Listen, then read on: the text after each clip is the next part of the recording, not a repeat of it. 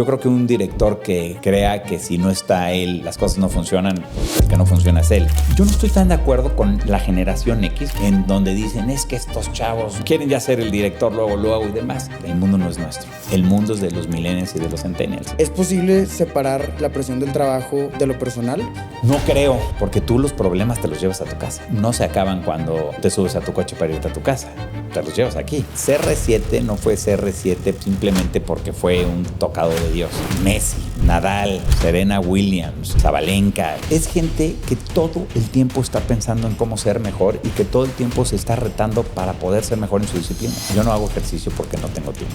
Hubo una época en que yo salía en Shark Tank, tenía la responsabilidad de un grupo presidente en una pandemia, tenía la responsabilidad de una industria en una pandemia y ya con esos 3 trabajos pues ya era more than enough. Entonces sí te da tiempo y las 24 horas quítale 6 o 7 que duermes y todo lo demás es hacer cosas productivas. Mi mamá muere cuando yo tengo 18 años. Hice una promesa, hice pues, un pacto con ella de decirle, oye, tú ya no vas a estar aquí para educarme, pues yo voy a ser una persona de bien. Te puedo decir que esos 36 años me han formado mucho para hacer ese vínculo con ella, a pesar de que no está aquí. ¿Ser CEO te hace ser un mejor padre de familia? Ah, caray.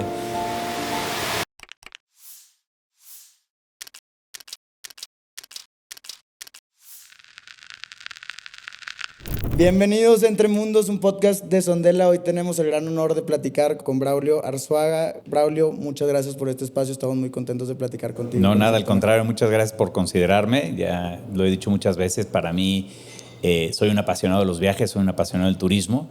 Yo creo que esto viene detrás de mí de mucho. Cuando mi mamá, mi papá, de chavito nos llevaban a todos lados, ¿no? Y de ahí he tenido pues estas ganas de siempre viajar y de contribuir, y hoy que me dedico a esto soy fascinado de hacer lo que hago y cómo lo hago.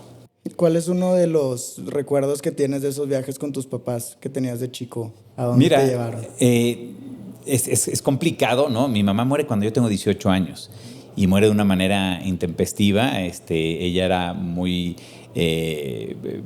deportista en una época donde no se hacía tanto deporte, ¿no? Hace 36 años no era lo que hoy se ve en el fitness, en el wellness y demás. Y ella muere en un viaje que se va con mi papá y con sus amigos a Las Vegas. Y entonces, pues, lo que te quiero decir es que yo tuve poco tiempo para viajar, pero lo que viajé, lo viajé increíble con ellos, ¿no? Muy presente. Sí, sin duda alguna fue algo increíble. Recuerdo un viaje a China cuando nadie iba a China, ¿no? Estoy hablando hace de más de 36 años. O recuerdo un viaje a la India, que siempre le digo a mis hijos que cuando yo conocí la India no existía la Coca-Cola en la India, ¿no? Okay. Se llamaba Campacola, me acuerdo perfecto. Era la que tenía el thumbs up. Ya no me acuerdo esa parte. Ya no me acuerdo esa parte. Pero lo que te quiero decir es que conocí lugares que no eran así muy típicos, ¿no? El viaje de antes era un viaje muy, muy diferente al viaje de ahora. La disponibilidad de viajes era muy diferente. La forma de crear un viaje era totalmente diferente, ¿no? Entonces, conocí varios lugares. Me acuerdo de estos dos, cuando, insisto, nadie los conocía. Pero la verdad es que fue poco, ¿no? Porque pues muere cuando yo tengo 18 años. Entonces, pues fueron muy pocos años de mi vida. Pero eso me marcó para pues dedicarme y así siempre lo digo, dedicarme a lo que me dedico y tratar de contribuir en la industria de México a través de muchos años que fui presidente del Consejo Nacional Empresarial Turístico, ¿no? Entonces, creo yo, y con esto, digamos, termino esta idea, creo yo que una de las cuestiones más importantes es que un viaje te marca. Y un viaje, mi papá siempre lo decía y no lo entendía, te ilustra, así decía mi papá. Y la realidad es que es cierto, te marca y te ilustra, y esas son de las cosas que yo hoy trato de hacer con mi familia también. ¿Crees que vale la pena viajar con tus hijos cuando estén chicos todavía a lugares exóticos? Sí, sin duda. Mira, yo creo que uno de los viajes que más ha marcado en mi familia es un viaje a África, ¿no? Somos ahora Africa Junkies, ¿no? Hemos ido 6 veces y wow, nos gusta y nos encanta este tema. Y a mí también me gusta mucho porque es el típico viaje que no estás con tus hijos en donde hay peleas, ¿no? Oye, que yo quiero ir al museo, no, que yo quiero comer italiano, no, que yo quiero comer sushi, no, que yo quiero ir de shopping, no, que yo quiero dormir tarde. Ahí todo es a la misma hora, al mismo tiempo y demás. Y sí creo que marcan porque mis hijos la primera vez que fuimos eran muy chicos. Y a partir de ahí yo he visto en mis hijos y sobre todo después de ese viaje una sensibilidad impresionante a muchas cosas que vimos en África, ¿no? Porque en África pues todo el mundo cree que está los Big Five y el Jeep y el Tented Camp y etcétera, pero ves una pobreza tremenda, ¿no? Y ves unas carencias tremendas y ves una serie de cosas ahí que te marcan, ¿no? Entonces yo sí creo que si tienes la posibilidad es importante que puedas exponer a tus hijos a experiencias así, aunque sean chicos. Es mi sueño, tener hijos y llevarlos desde chiquitos. Te regalo varios si quieres. Yo tengo 3 nada más, pero si quieres te los regalo. Oye, Braulio, cuando vuelvas a ir a África te invitamos. Acabamos de abrir un hotel ahí en Tanzania, en Arusha. Y luego la idea es ya meternos a los parques nacionales, pero cuando quieras. Ahí fue la primera vez que yo llegué. Arusha. Al Arusha Coffee Lodge, me acuerdo perfecto. Buenísimo. Y ahí al lado del Kilimanjaro, ¿no? Entonces dices, increíble. Llegas cansado, la verdad es que no me acuerdo de dónde veníamos de escala, yo creo que era, Turquía, no sé, era KLM, creo, bueno, no me acuerdo, pero el tema es que de repente llegas ahí y dices, sí estoy en un lugar muy diferente y crees que eso es el lugar a lo que vas, pero cuando ya llegas al lodge, cuando ya llegas al Tented Camp y cuando aterrizas a la mitad de la nada y todo, dices, no, esto sí es lo que voy a experimentar y lo que me gusta, ¿no? Entonces, digo, la verdad es que sí, te marca de chavo, ¿no? Y creo que es muy padre que puedas tener esta exposición porque de ahí te vas formando. Ya te decía, ¿no? Que mi papá decía que los viajes te ilustran y los viajes te educan y creo yo que gran parte de esto pues también tiene que ver en el colegio, en lo que ven en la casa y en lo que puedas tú exponerlos en el viaje, ¿no? ¿Tú crees que se hubieran imaginado tus papás que esos viajes te marcarían tanto como para desarrollarte en todo lo que te has desarrollado en una de las principales voces del turismo en México, en que tu carrera la construyes por ahí? Yo creo que no, la verdad, yo creo que no, porque, insisto, hace 36 años. ¿Cuántos años tienen ustedes? Yo 29. 30. Pues bueno, o sea, ya está la respuesta, ¿no? Les doy un ejemplo. Tú, si querías ir con no sé, a un hotel, había un libro en el avión que tú lo sacabas de la bolsita de ahí enfrente y tú veías los hoteles, ¿no? Y veías la tarifa y la tarifa venía impresa, no era tarifa dinámica, ¿no? Te veo la cara de Eva así como diciendo, ¿en serio? Sí, pues esto, o sea, literal, el tema de los precios dinámicos, el tema de la integración que existe en la venta de todas las plataformas, de todos los canales, de todo lo que sucede, es muy reciente, tiene 20 años. Entonces yo creo que ellos no se imaginaban el impacto que podría llegar a tener una persona por simplemente ir a China. Tampoco era la China que hoy conocemos, ¿me entiendes? Era una China bastante fregada y demás. Entonces, pues sí, por supuesto que te ayudan y no creo que ellos se hayan dado cuenta que eso, por lo menos en mí, impactó mucho.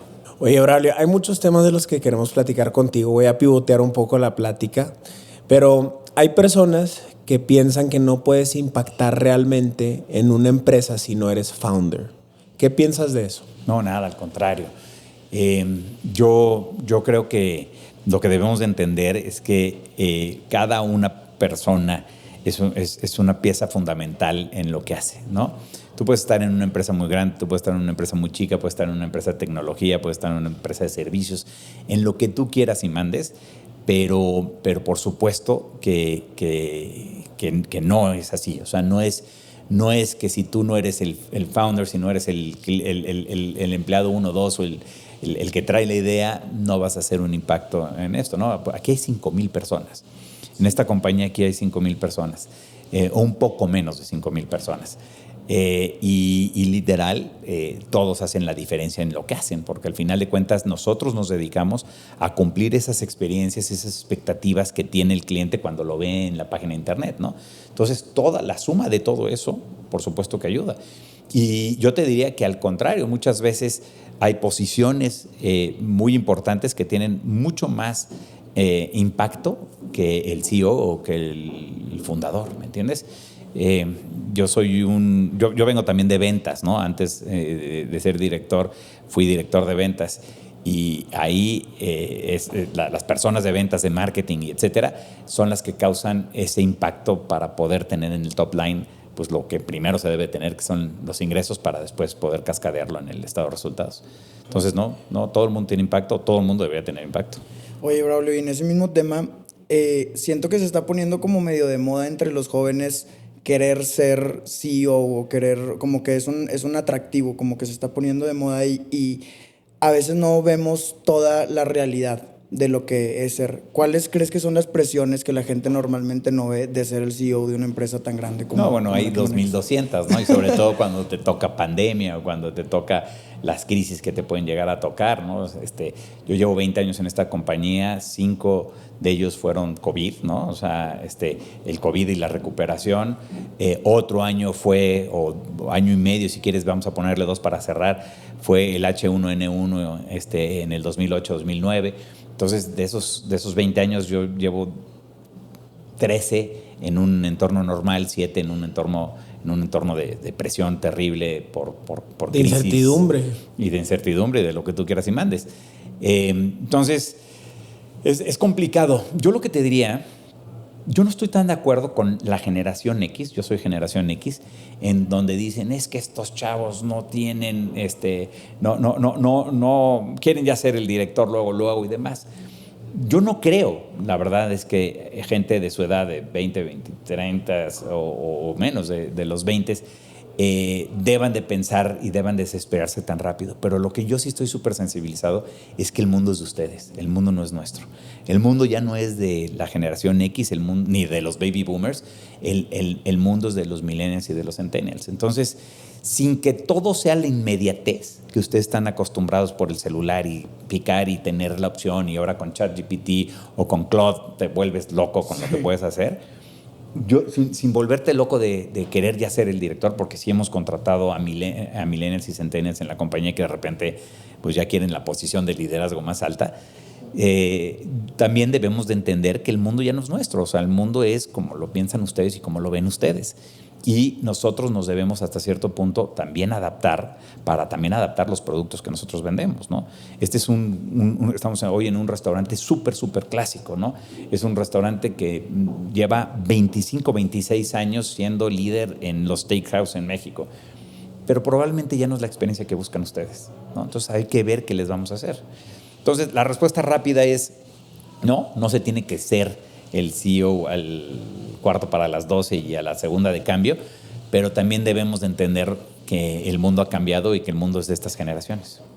¿Y qué te hizo cambiar de esa perspectiva? Porque una persona de tu generación normalmente diría, tú no tienes experiencia, o a lo mejor y tú pensabas eso en un momento y llegaste a cambiar de perspectiva y decir de que no, espérame, el mundo a lo mejor es de esta generación. Los datos, ¿no? Para el 2030 creo que el 75% del poder adquisitivo y del poder de compra va a estar en estas generaciones, en millennials y centennials.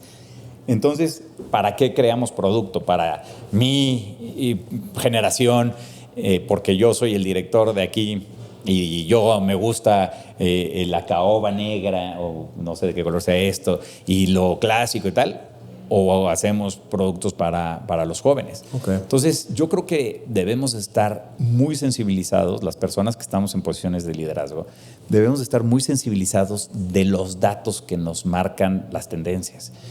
Y esa es lo que hoy sucede, ¿me entienden? Yo creo que si nosotros, déjame tomar un ejemplo, creamos productos, no como Grupo Presidente, como México, si creamos productos como lo hemos venido creando, que es el 70% de sol y playa, y dejamos de explotar ciertas otras cosas que creo que ahorita ya están empezando a agarrar más tracción, como la gastronomía o como lo colonial, o como el outdoors, ¿no? O sea, todo lo que tenemos hoy en México es el segundo país de recursos naturales y es el quinto de recursos culturales. Si no empezamos a explotar eso, pero para ustedes, ¿no? Para lo que les llama a ustedes y lo que les gusta, pues al final de cuentas no lo vamos a lograr. Déjame todo un ejemplo muy rápido. Nosotros tenemos una marca que se llama Viatura, que hace tented camps. Tenemos uno en Yucatán y tenemos otro en colaboración con Acampa, que es el de Bahía Magdalena. El de Bahía Magdalena lo manejan la gente de Acampa, que son chavos. Saludo a Jera. Exactamente, a Gerardo, a Emilio, a Daniel, a todos ellos.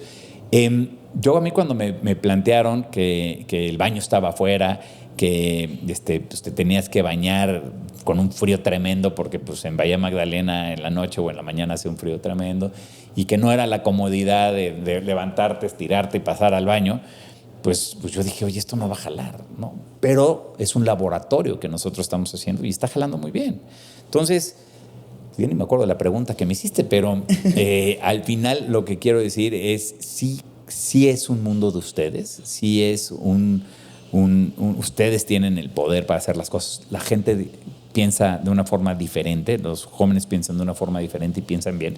Simplemente tienen que mediar entre ese berrinche de la inmediatez y el que yo soy joven y nadie me entiende, a tratar de hacer cosas, digamos, que puedan sumar más hacia las economías.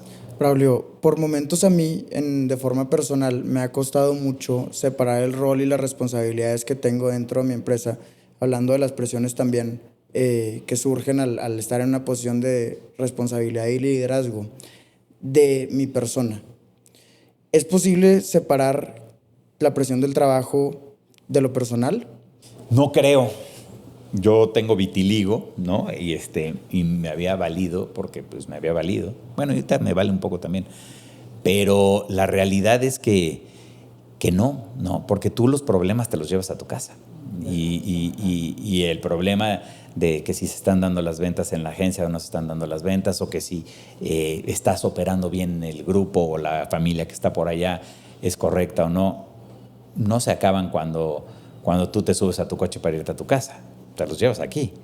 Te los llevas aquí y puede ser que llegues con tu familia y que tengas una interacción y lo que fuera, pero cuando ya te acuestas y te tapas y demás, pues otra vez te los llevas acá.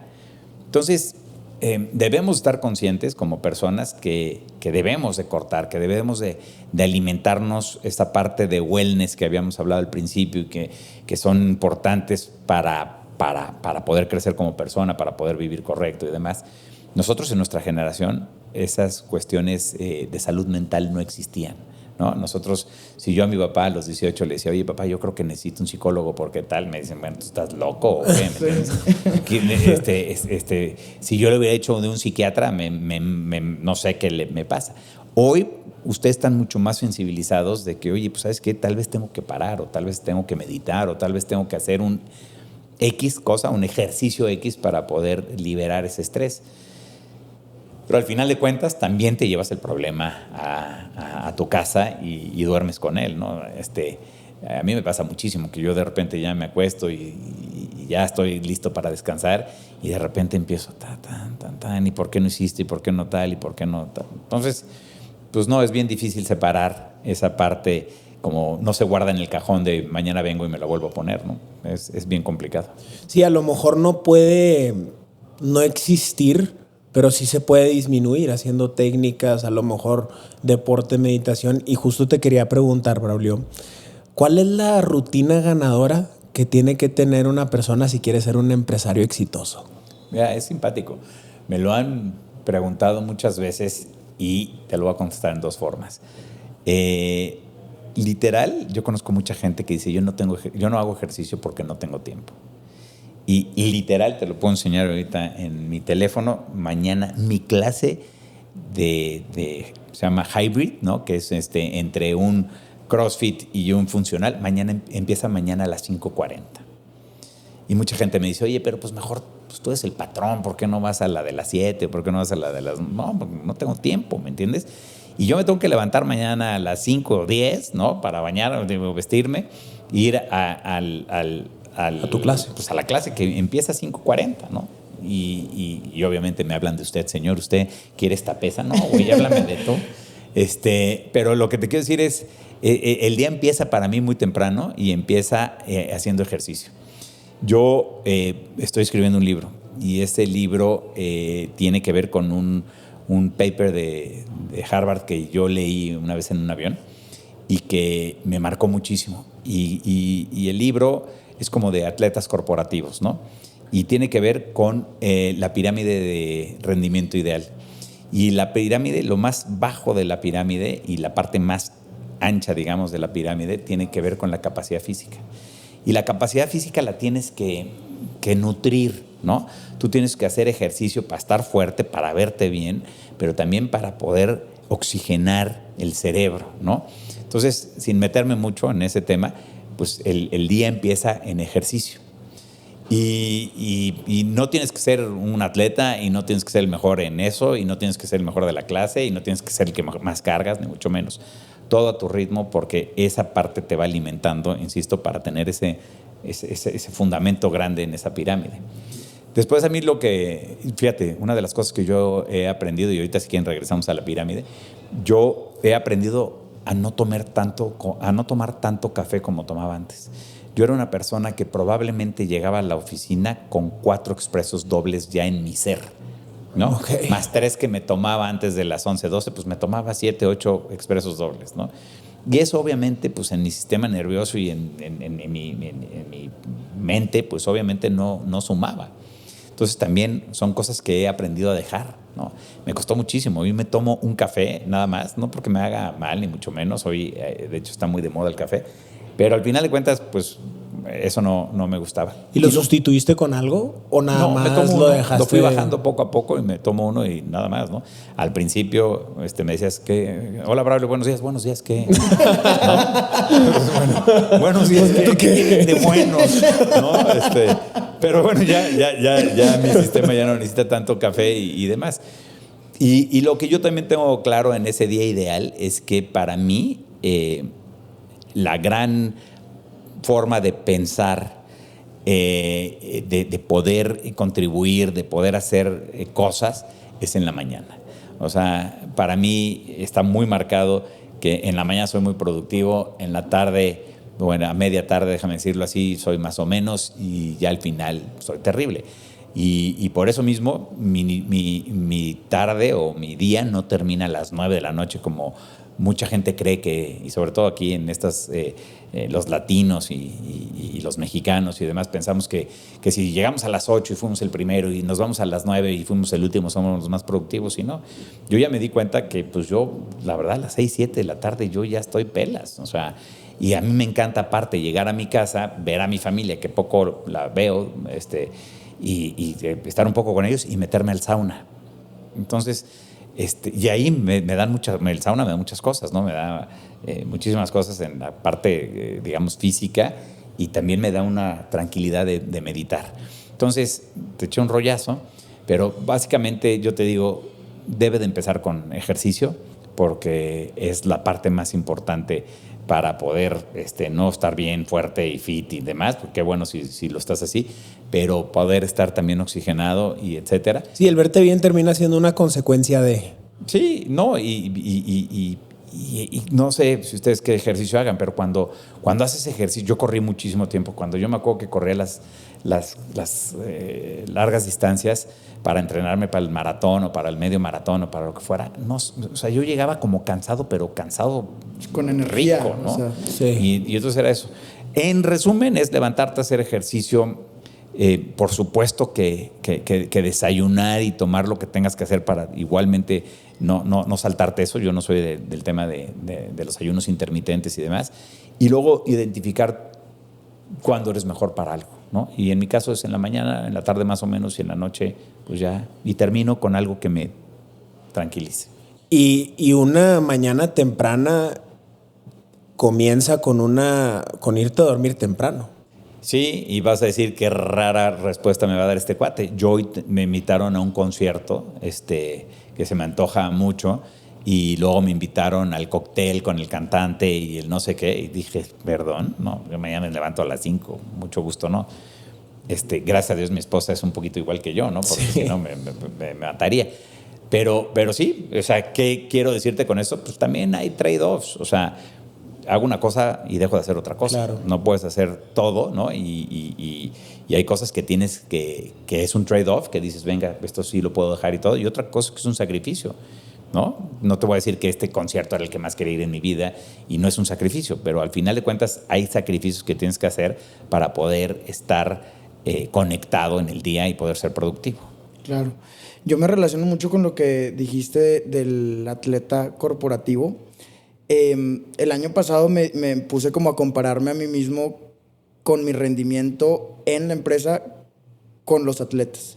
Y entonces te das cuenta de lo que dices, de que hay picos en donde tienes más atención, donde eres más productivo y empiezas a moldear tu vida o la rutina o tus horarios como para aprovechar esos beneficios. Y tanto es no sé, mi relación con estas dos partes, que las cosas que me digo a mí mismo van muy de la mano con los atletas. O sea, me digo cuando me quiero dar ánimos de que eres Michael Jordan, eres Michael Jordan. Me digo cosas así como para visualizarme y entender, agarrar un poquito de lo que los atletas utilizan como motivación para dar su máximo un día y un día y un día y un día.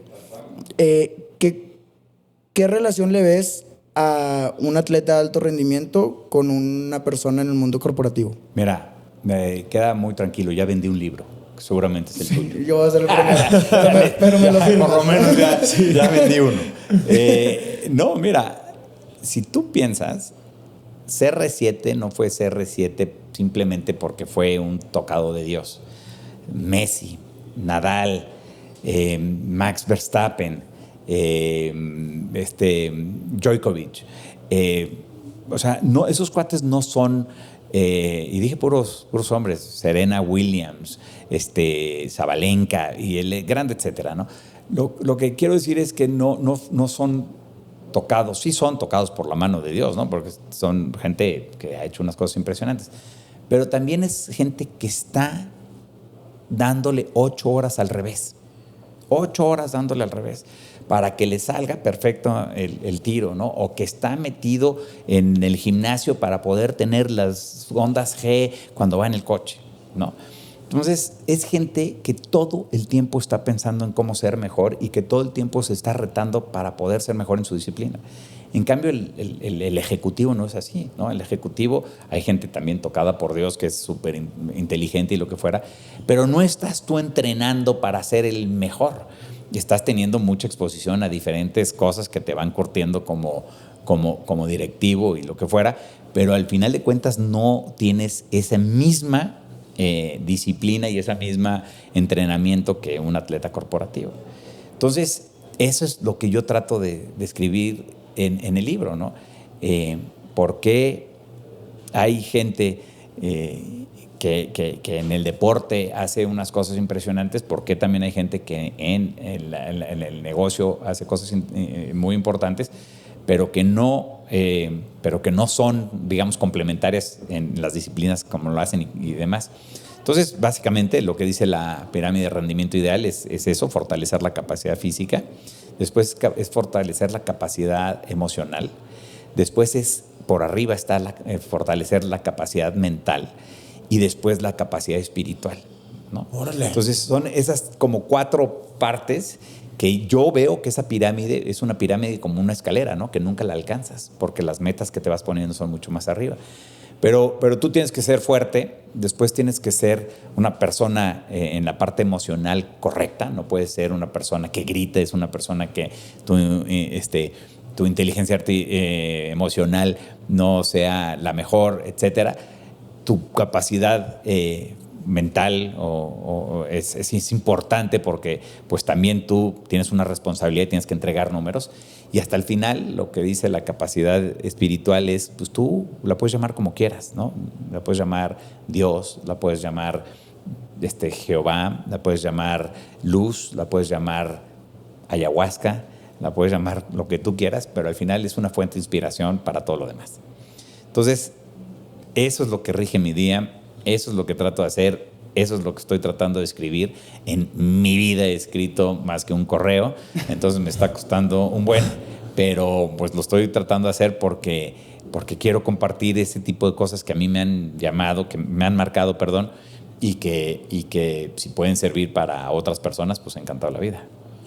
Oye, y esto que hablas, que estas bases o estos escalones de la pirámide rigen tu día, yo, escuchándote a ti, con el puesto que tienes y las responsabilidades que tienes y aparte tu familia, mi pregunta es, pues todos tenemos 24 horas en el día.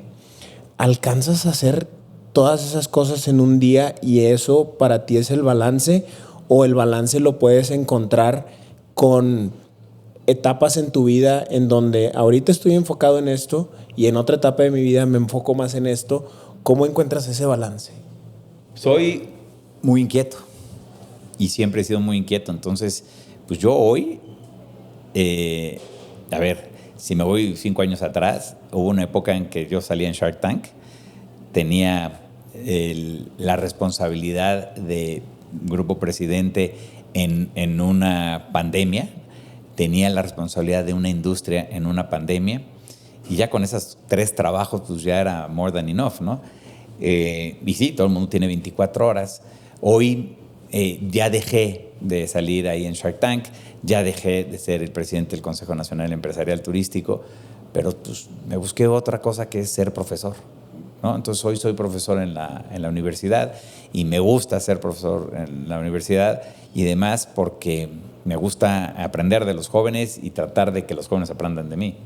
Es un desastre. Pero un poco lo que te quiero decir es, sí te da tiempo, ¿no? Aparte no puedes hacer todo tú. O sea, yo creo que un director que se crea que si no está él, las cosas no funcionan, pues el que no funciona es él.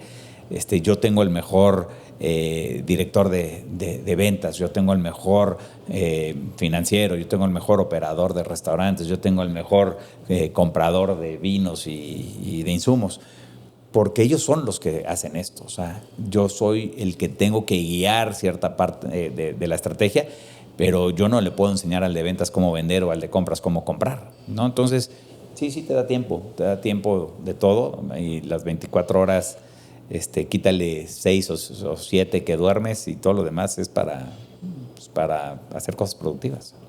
Y hablando de la ambición, Braulio, como empresario, como líder de un proyecto, cuando creo que una característica de los líderes de los proyectos es estas ganas de cumplir la visión que tengas de los proyectos, de las oportunidades que se puedan ir presentando.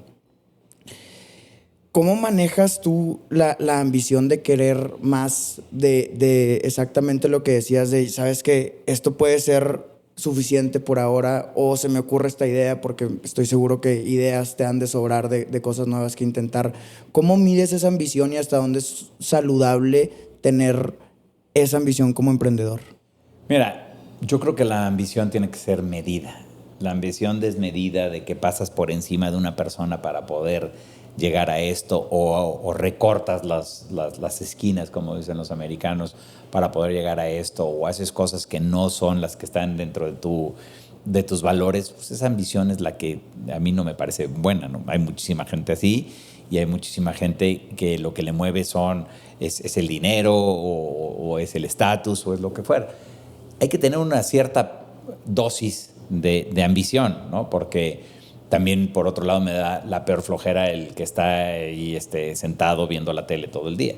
Entonces hay que tener una ambición que no sea desmedida, una ambición que sea la óptima o la correcta para poder retarte, y para poder retar a tu equipo, y para poder cumplir una meta y seguir con la siguiente. Ya lo decía yo, ¿no? Que esta pirámide es como una escalera que nunca termina, ¿no? Porque pues ya llegas a esto y tienes que ir a un poquito más, y tienes que ir a un poquito más.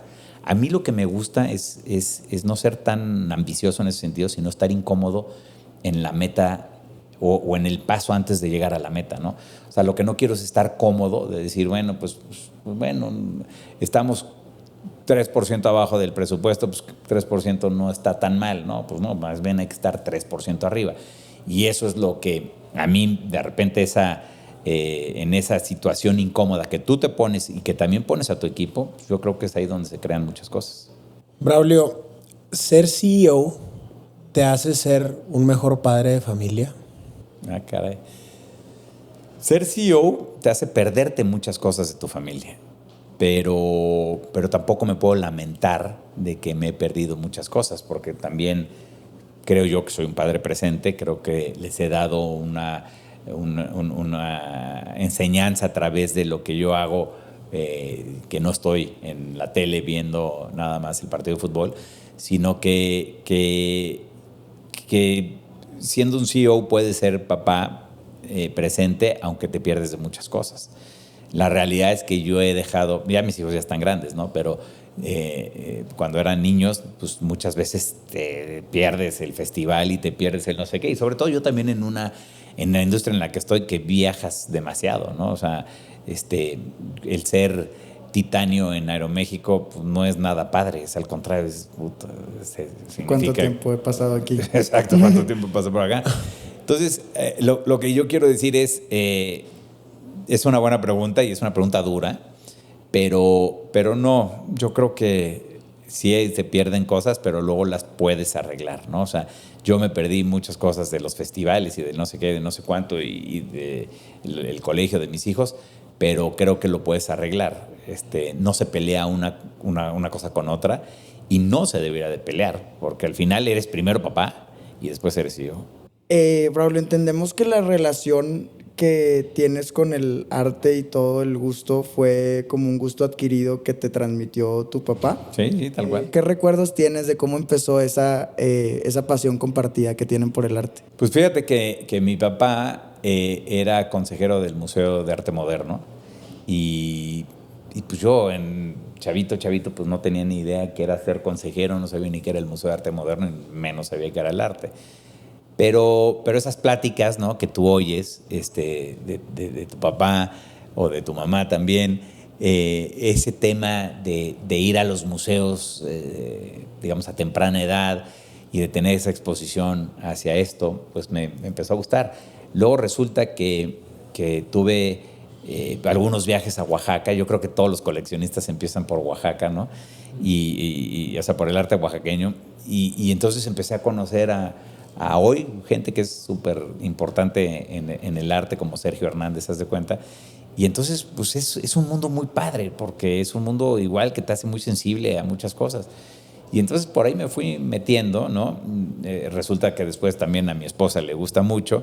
Y entonces hoy el arte es gran parte de lo que está alrededor de mis hijos y mío. No en el sentido digamos, de una colección que yo tenga importantísima, ni mucho menos, para nada. Pero sí somos de la gente que por lo menos vamos a algún lugar y tenemos que ir al museo, ¿no? Y también una de las cosas importantes que yo le traté de pasar a mis hijos es que, por decirte, si tú vas al Louvre, ¿no?, pues probablemente necesitas 4 días y lo único que estás haciendo es una desesperación y una tensión en tu familia tremenda. Entonces, la política, digamos, que tenemos mi esposa y yo es, pues probablemente vamos 2 horas nada más. Y lo que vimos, ¿no? Obviamente vas cazando las obras importantes y lo que fuera, pero no somos tampoco el típico de que, pues hoy llegamos a las 8 y salimos a las 6 porque hay que ver todo, ¿no? Sí. Ni nos gusta a nosotros tampoco eso. Entonces sí, la verdad estoy bastante expuesto al tema del arte. Me gusta conocer al artista, me gusta conocer al de la galería, me gusta conocer técnicas nuevas, etcétera. Y aparte, insisto, creo que el arte te hace muy sensible para muchas cosas y sí es parte importante hoy de mi vida. Y cuando planeas tus viajes, ¿te enfocas mucho en que tengan arte, este lado?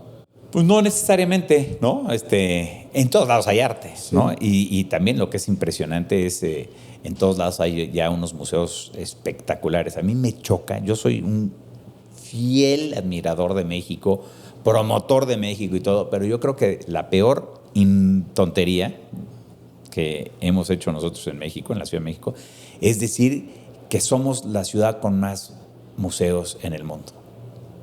Es Moscú, ¿no? Pues si no es Moscú es México, pero siempre lo decimos porque hay todo, pero no hay museos, hay así de museos importantes en esta ciudad. Entonces, no es la cantidad de museos, es la calidad de museos, ¿no? O sea, ¿por qué Bilbao es tan famoso y la ciudad no es tan bonita? Pues porque tiene desde hace no sé cuántos años un programa de arte espectacular en un museo espectacular. ¿Por qué Londres? ¿Por qué Madrid? ¿Por qué Nueva York? ¿Por qué París? ¿Por qué Estados Unidos? Muchas veces decimos que los americanos no son cultos. Ve los museos que tienen, ve las colecciones que tienen. Entonces no es la cantidad de museos así de... Hay un museo que ni sé de qué es, pero el Museo del Estanquillo en México. Pues seguramente alguien dirá, oye, pues es buenísimo. Pues no se me hace que es mejor el Louvre, ¿no? Sí, claro. O sea, entonces lo que yo quiero decirte un poco es, sí, no es el tema de comerte el museo y ir a todos los museos y tal. Es tener esa exposición y nada más. Es como igual comer, ¿no? Comer cuando... A mí me encanta comer y a mi familia le encanta comer. Pero cuando eres chavo, imagínate comer en Japón cuando tienes 7 años. Sí, ¿Qué no, es esto? ¿No? sí. Porque no es el sushi que nosotros conocemos de ponle Tampico, ¿no?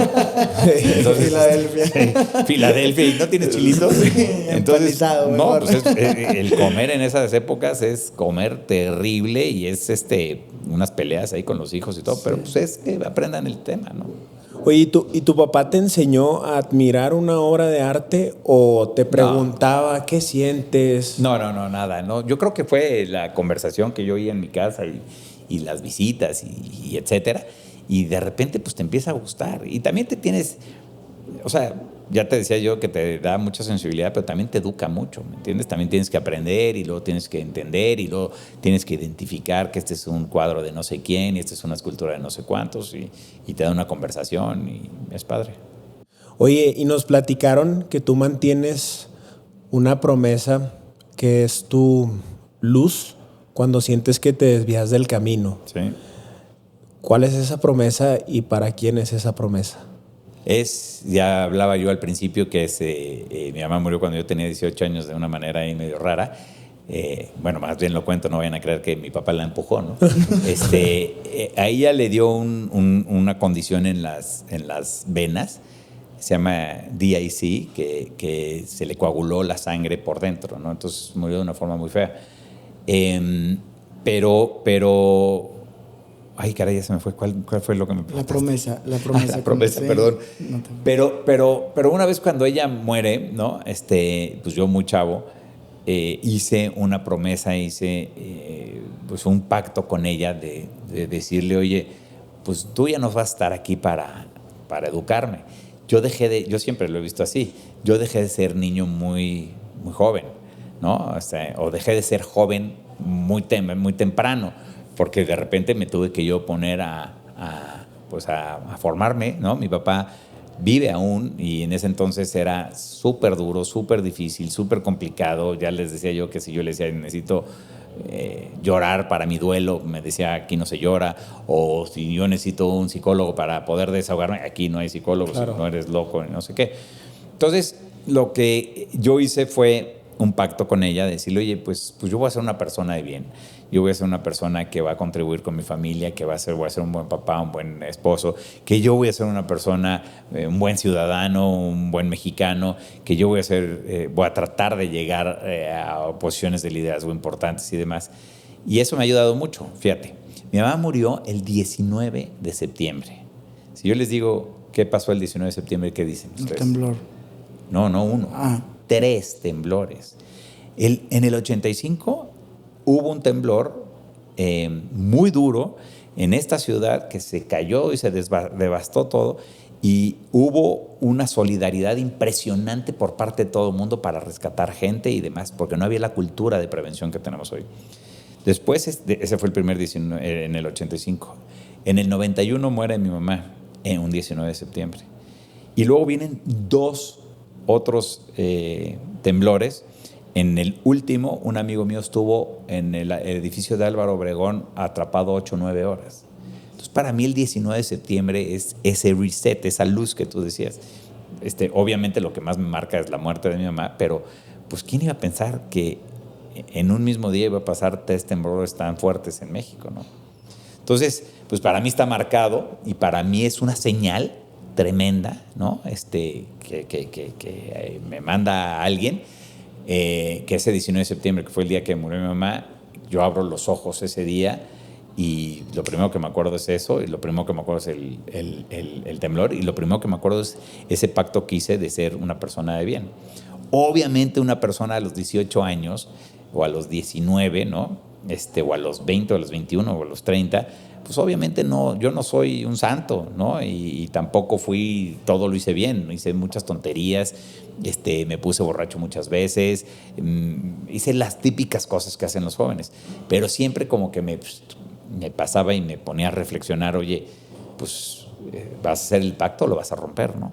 Claro. Entonces, hoy tengo 53, mi mamá murió hace 36 años, te puedo decir que esos 36 años que yo he vivido dejando de ser un joven tan rápido, me han formado mucho para hacer ese vínculo con ella, a pesar de que no está aquí. ¿Cómo marcó tu personalidad vivir ese duelo de perder a tu mamá a los 18 años? Pues a la fuerza. No hubo ese duelo, ¿no? Porque, pues, insisto, no era de, sí, hombre, llora, o sí, hablemos de esto, o ve a hablarlo con un psicólogo, ¿no? O sea, fue a fuerza y es muy difícil. El pacto me ayuda mucho, ¿no? Para tratar de irme por un buen camino. La autogestión, ¿no? También un poquito en decir, oye, pues acuérdate que esto y aquello y lo otro. Insisto, hice muchas tonterías y las sigo haciendo, ¿me entiendes? Pero al final sí te ayuda. Y me marca mucho a tratar de rectificar cada vez que me voy por un camino que no tiene que ser, ¿no? Entonces, la verdad me ha servido mucho. Obviamente no lo hubiera querido así, no hubiera querido tener esta educación a fuerza y con esta ausencia tan grande, pero pues al final de cuentas eso fue lo que me tocó vivir y así está. Y tampoco me lamento y tampoco latigo acá atrás y no, es terrible perder a tu mamá. Yo muchas veces lo he dicho y insisto, mi papá vive. Espero que no oiga este podcast, pero yo siempre lo que he dicho es que si a mí me hubieran dado a escoger, yo hubiera dicho, pues, llévate a él, ¿no? Porque la mamá es la que te forma. Y así si me hubiera pasado lo mismo a mí, pues digo, yo prefiero, ¿no? Porque pues mi esposa es la que va a educar. Entonces es difícil, pero pues ahí va, paso a paso. Oye, esto que mencionas de que es tu luz y que te hace regresar cuando sientes que pierdes el camino, creo que es muy importante como sostenernos a algo, ya sea una promesa, fe, lo que sea, o el por qué estás haciendo las cosas. ¿Sientes que esa promesa también te hace recordar por qué estás haciendo las cosas cuando sientes mucha presión en lo que tienes que hacer en tu día a día? Sí, obvio. Sí, sin duda, ¿no? Porque también eso te reta, ¿no? Y me he formado en retos solo, tal vez, y demás. Y también es la parte de hasta arriba de la pirámide, acuérdate, la espiritualidad. Exactamente. Yo ya quiero leer tu libro. Sí, yo también. Sí. Tengo muchas ganas. Ahí va. Andy, nos lo mandas, por favor. Voy en la página 80, voy en la página 60 de 100, ¿no? Que va a tener que ser. Pero bueno, a ver, ojalá salga este año. Sí, todo eso, ¿no? O la parte espiritual, pues es la que también de repente es la fuente de inspiración, ¿no? Y es algo interesante.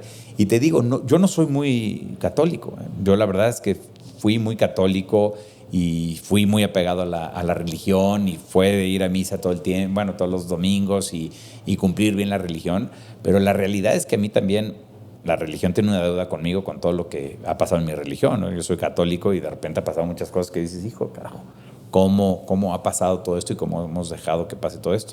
Entonces, pues te vas alejando. Pero eso no significa que no sea creyente y eso no significa que sea guadalupano y eso no significa que no crea en Dios y eso no significa que sea una guía para no llegar mañana y hacer el mal o un daño a una persona, ¿no? Entonces, por eso mismo creo que es importante y es la parte hasta arriba, es la parte más chiquita, es la parte probablemente más frágil, es la parte que se puede romper. Yo lo decía de broma ahora, ¿no? Llámale testigo de Jehová, llámale, no testigo de Jehová, Dios, Jesús, Guadalupe. Yo decía ayahuasca, ¿no? De broma lo decía. Pues no, la verdad es que no le llames ayahuasca, porque ese tipo de cosas que no te digo que estén mal, cada quien hace lo que quiera con su vida, pero tiene que ser una fuente de inspiración fuerte a largo plazo y no un tema de un hongo. Sí, o un momento que te lleve, que te saque. Braulio, ¿crees que esa dificultad que viviste tú, que fue saliendo, me imagino por lo que me dices, que te fue saliendo el duelo a la fuerza de joven, es lo que ahora te impulsa a querer ayudar y empatizar con los jóvenes y querer guiarlos en este camino de la vida? Sí, eso es uno. Dos, a ver, yo todavía me siento joven, ¿no? la exposición a gente joven te hace sentirte más joven y aprendes un chorro. La verdad, estas generaciones, ya lo hablábamos de millennials, centennials, son generaciones muy listas, muchas para adelante, con mucho empuje, digamos que se retan de una forma diferente. Hay cosas que no me encantan, como ya las platicamos, pero también eso, ¿no? Yo creo que a mí lo que más me inspira es levantarme un día y aprender, ¿no? Y eso es lo que yo trato todos los días, aprender. Y todo el mundo te da cosas a aprender, ¿eh? En una jerarquía de una compañía, desde el más hasta arriba o el más hasta abajo, te pueden enseñar cosas de aprendizaje. En tu familia, con tus cuates, con todo, tú puedes aprender. Hace 2,200 años más bien, le pregunté una vez a un cuate, si tú pudieras tener todo lo que quisieras, pues, ¿qué te gustaría tener? Y yo dije, no, pues este cuate me va a decir lana, ¿no?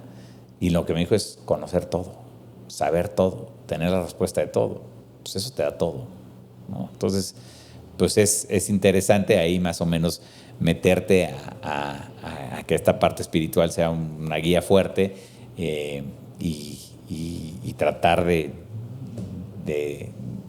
pues de contribuir y de aprender en todos los sentidos. Eso es algo que me mueve mucho. Braulio, creo que identifico varias cosas, como tu energía, como la parte que estés abierto o que reconozcas que algo espiritual aparte de ti también te puede ayudar en esta vida, o es necesario para poder estar sólido en tu vida. Y también la parte de que dices que puedes aprender de un joven viniendo de alguien en tu posición, con tu experiencia, con tu recorrido, con tus éxitos.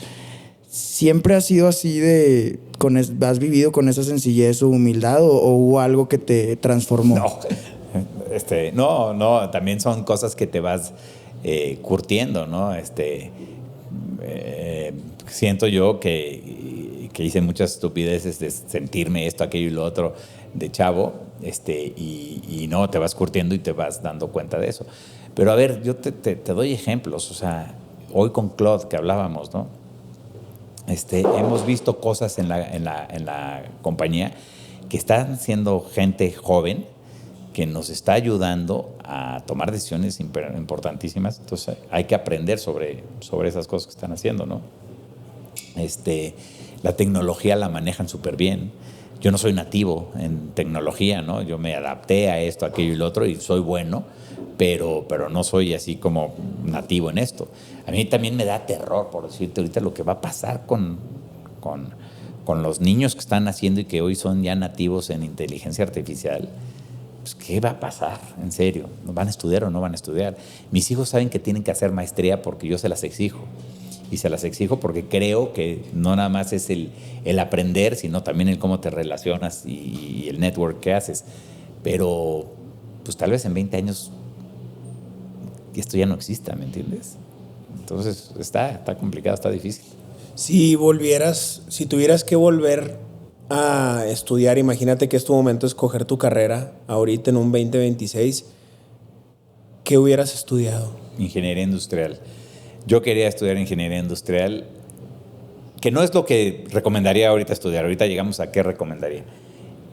Pero yo tenía ganas de ser ingeniero industrial. En una plática con mi abuelo, que también fue un mentor mío muy importante, él, por su edad, por lo que le tocó vivir, 1908 nació, lo que fuera, me dijo, déjate tonterías, tú no vas a ser ingeniero industrial, lo que tienes que ser es administrador, porque pues él fue un administrador toda su vida, porque eso fue lo que le tocó vivir, ¿no? Él vendía cebada y demás, y entonces al final de cuentas, pues eso le tocaba administrar eso en ese entonces. Y por haber tomado un mal coaching, ¿no? De un comentario que él dijo de déjate tonterías, tú no debes de ser ingeniero industrial, debes de ser administrador, me metí a administración. Pues no me arrepiento, pero ahorita es worthless. O sea, ¿de qué sirve? Yo ahorita lo que le diría a los chavos es estudien, y se lo dije a mis hijos, estudien estas carreras que son nuevas, ¿no? Y que yo tengo una hija que estudia Behavior and Social Sciences. En México no existe, ella estudia fuera. Y en México no existe. Y se me hace que es increíble que ella pueda tener conocimientos de algo que literalmente no existe en México. Yo soy consejero de una universidad y siempre les he dicho, oye, hay que cambiar el plan de estudios porque esto ya es obsoleto, ¿no? Y entonces, con esto de inteligencia artificial, pues este mundo va cambiando impresionante y de una manera rapidísima. Entonces, yo hubiera querido estudiar ingeniería, pero yo recomiendo que la gente estudie data science, que estudie cuestiones de hoy, ¿no? Y no tanto de, sí, yo quiero estudiar diseño o marketing. Digo, marketing digital mejor, ¿no? Pero, y no que el diseño esté mal, pero pues ya las herramientas que existen van a cambiar mucho lo que en el futuro se va a demandar en estudio. Sí, igual para ir aprendiendo también habilidades como tecnología o las herramientas de tecnología para saber manejarlas, ¿no? Integrarlas con como en el camino que estás pero es que ustedes eligiendo. ya las saben usar, Sí. pero perfectamente bien, Sí, ¿no? Claude tiene la parte de chat, tiene la parte de cowork, la parte de coding. Sí, es una locura. Sí, Y es ahorita una yo me locura, estoy o sea, metiendo cañón a eso y es una locura. yo te voy a decir que yo no aprendí nunca a hacer código, pero pues hoy es muy fácil empezarlo a hacer ahí, ¿eh? Y hemos hecho cosas en la compañía en 2 semanas que nos han ayudado a tomar decisiones interesantes, que lo que a mí hoy me gusta es poder nutrir o tratar de hacer esas cosas a través de inteligencia artificial para poder tomar decisiones de una manera mucho más educada y mejor, ¿no? ¿Cómo crees que va a impactar la inteligencia artificial al turismo? Yo creo que va a impactar en todo. O sea, sí no va a impactar en el servicio, pero sí está impactando. Nosotros hoy tenemos en el call center tenemos inteligencia artificial para la generación de reportes y para la automatización de procesos. Tenemos inteligencia artificial en las páginas para generar tráfico. Tenemos inteligencia artificial en muchísimas áreas. Tenemos, por decirte, hoy gran parte del reclutamiento que se hace en Grupo Presidente tiene que ver con conectar Orbio, que es la herramienta, con LinkedIn, con CompuTrabajo, con OCC Mundial. Y entonces todas esos CVs que nosotros recibimos, la inteligencia artificial checa el CV mucho mejor que el ojo humano, lo califica. Si le da una aprobatoria, pasa y te dispara un chat. Y el bot te entrevista de manera escrita, pero impresionante, rápida y demás. Y si pasas eso, te habla un agente de inteligencia artificial que se identifica contigo y te dice, soy María, la inteligencia artificial de Presidente, pero te hace unas respuestas y te hace unas preguntas impresionantes, y si tú le gritas o le dices o le haces, te sabe contestar. O sea, es impresionante. Y háganlo, conecten a LinkedIn a una posición de vacante en Presidente y van a ver qué bien está. Órale, qué interesante. Oye, Braulio, ya para ir cerrando, antes de cerrar, sí me gustaría hacerte una pregunta que de verdad me da mucha curiosidad. En Shark Tank se habla mucho de números. ¿Qué es lo que tú ves en un emprendedor más allá de su pitch? A ver, son muchas cosas, ¿no? Primero es la empatía. Tú estás muy poco tiempo con él en el pitch de Shark Tank, ¿no? No es que puedas echarlo para atrás, no es que le puedas decir, no es que, oye, no entendí, oye, ven a mi oficina después, no sé qué. Tú nada más vas a estar con él. La filmación dura 20, 30 minutos y lo que se ve en la tele son 10, 15 minutos, ¿no? Entonces, pues ahí es un programa que es real y que tú lo que haces es, primero, la empatía, ¿no? Hay muchos emprendedores muy soberbios, hay muchos emprendedores que no vienen a aprender, hay muchos emprendedores que te vienen a enseñar, hay muchos que tú le dices, oye, yo creo que este número o aquello está mal, y ellos, o sea, simplemente no son empáticos y dices, adiós, bye. Si hay esa empatía, es muy diferente. Yo tengo un club de Venture Capital y ahí es muy diferente los pitch que se hacen, las preguntas que se hacen y la demanda de información que requieres. Después aquí es, oye, es escalable, o sea, estás resolviendo un problema de una manera diferente, un problema común que tenemos todos, pero de una manera diferente. Pues yo siempre lo que digo es Uber, ¿no? Uber resolvió el problema de transporte de una manera totalmente diferente a, oiga, taxi, ¿no? O el metro, lo que fuera. Entonces lo estás resolviendo de una forma diferente. Estás, pues es escalable, el costo de adquisición es el correcto, el LTV es largo. O sea, son muchas cosas ahí que tú tienes que ir pensando, pero que no se las preguntas ahí. Y sobre todo que son emprendimientos súper menos sofisticados que lo que hay en un venture capital, ¿no? Y ya una vez que pasas estas cosas, si la evaluación es correcta y etcétera, pues puedes hacerle una propuesta. Tú no sabes nunca. Antes no te dan un briefing de, oye, ahorita viene aquello y el otro y los números son estos. Tú es ahí en seco. Es sorpresa. Es sorpresa y ahí tienes que sacar la evaluación y demás. Y luego también es difícil porque ves 2,200 cámaras y 2,200 luces y de repente te distraen ese tipo de cosas. Claro. Braulio, ¿cuál es un destino en el mundo que le recomendarías a la gente que vaya antes de que se vayan de este planeta? En el mundo. En el mundo. Ah, caray. O sea, son varios. Si tuvieras que escoger uno. Si tuviera que escoger uno que me ha llamado mucho, a ver, sin duda alguna es... Lo que pasa es que o sea, al decirte África, pues te estoy diciendo un continente, ¿no? Y África es muy diferente. Y Marruecos que Sudáfrica. Exacto, o Tanzania, que está ahí al lado, que Kenia, ¿no? Sí. Pues es también diferente. Yo te diría que como continente ese me encanta, me fascina y me ha llamado mucho. Ahora que dices Marruecos, también Marruecos me gusta mucho. Siento que es un caos como tremendo y es interesante. Es difícil decirte uno, es bien difícil decirte uno, porque en uno encuentras comida, en otro encuentras arte, en otro encuentras naturaleza, en otro encuentras tal. Híjole. Vengo de Sri Lanka ahora, que es un destino rarísimo y me gustó mucho. Hiciste los elefantes. O sea, fuimos a la parte del sur. Ajá. Padrísimo el tema de las playas y demás, que también no es que no las tengamos aquí, pero muy, muy padres. Fuimos a los tented camps, fuimos a ver el leopardo, que mucho más fácil lo vi en Botswana que aquí. O sea, aquí había una maleza tremenda y sí lo vimos, ¿no? Vimos dos, pero sí nos tardamos un tiempo. ¿Y qué más vimos ahí? Y vimos lo de los tea trails, todo donde se hace el té de gran parte del mundo, se hace ahí. Esto está muy padre. No te tengo respuesta, hay muchos. Y lo que sí es importante es que yo creo que no tienen que ser destinos caros, ¿eh? O sea, hay destinos muy... Por decirte, a mí, si me hubieras preguntado México, te hubiera dicho Puerto Escondido, ¿no? Y no es un destino caro. O sea, ya se está poniendo caro, sí, pero no es como Cabo, ¿no? Que sí, es claro, muchísimo más caro, hay mucho más lujo. A mí me gusta de Puerto Escondido, me gusta el hippie chic, ¿no? Ajá. Ahí relax, que es muy padre, las casas son increíbles. El surf. Pues yo no surfeo, sí, pero no.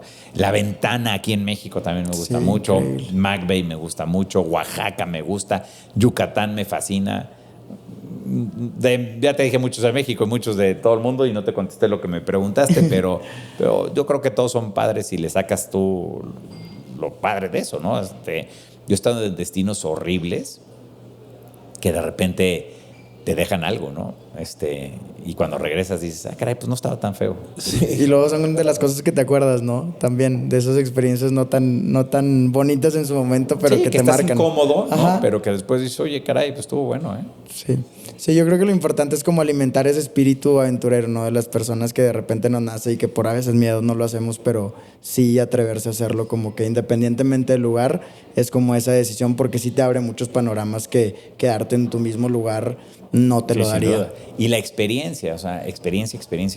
Y la experiencia no tiene que ser, insisto, cara, ¿no? O sea, hay experiencias de todo tipo. Y te doy un ejemplo de experiencia gastronómica. O sea, puedes estar en un restaurante de estrella Michelin o puedes estar en un puesto de tacos.